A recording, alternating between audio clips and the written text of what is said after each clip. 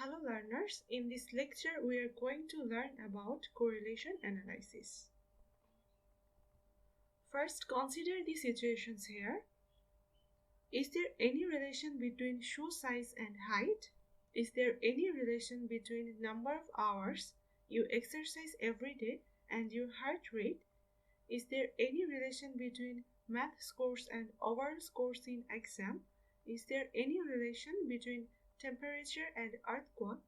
Is there any relationship between temperature in summer and water consumption? Here you can see we are interested about the relationship between these variables.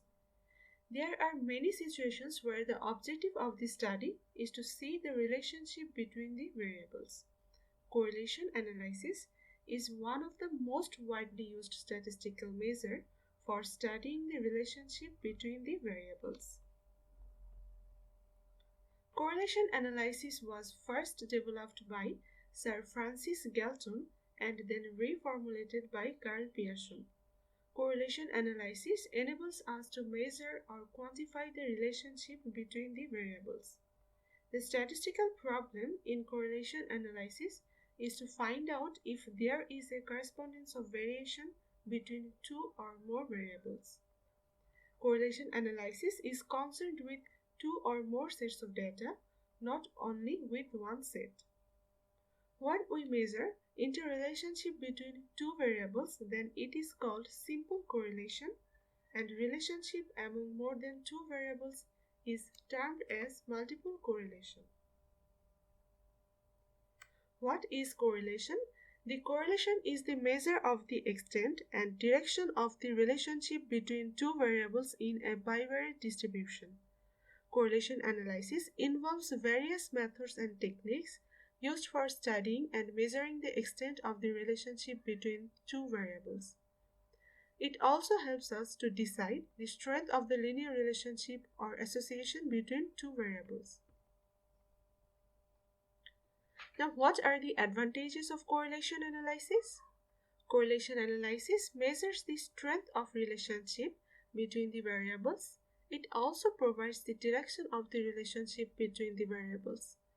Correlation analysis reduces the range of uncertainty in matter of prediction.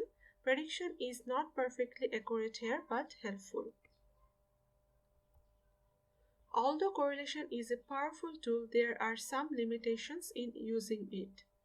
Correlation only describes a relationship, it does not tell us why. That means correlation does not imply causation. Correlation is affected greatly by the range of the dataset. If there is outlier in the dataset, it significantly alters the correlation. It can result in apparent statistical evidence that a relationship exists when in fact there is no relation.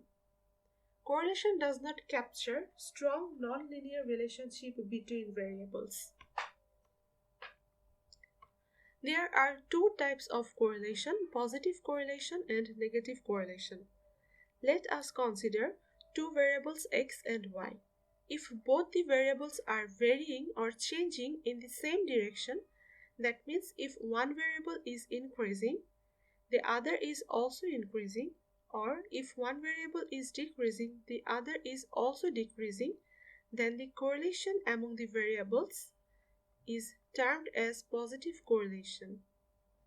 Here you can see, in case of positive correlation, as x is increasing, y is also increasing. As x is decreasing, y is also decreasing.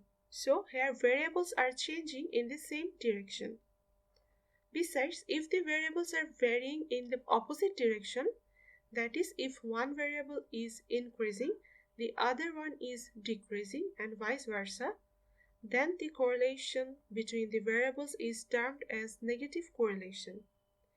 Here you can see, as x is increasing, y is decreasing, or as x is decreasing, y is increasing. This is the situation for negative correlation. Here are several examples of positive and negative correlation. The relation between Income and expenditure on luxury goods exhibits positive correlation. The relationship between a student's study hour and his test score also exhibits positive correlation. On the other hand, the relation between price and demand of a commodity exhibits negative correlation.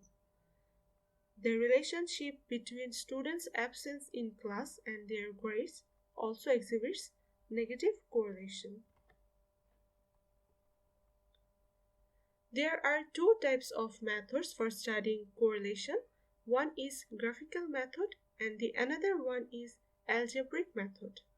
There are many graphical methods of determining correlation, but amongst all graphical methods, scatter diagram is the most widely used graphical method of determining correlation. On the other hand, Pearson's correlation coefficient and Spearman rank correlation are the most common algebraic methods for determining correlation. We are going to learn these three methods of determining correlation.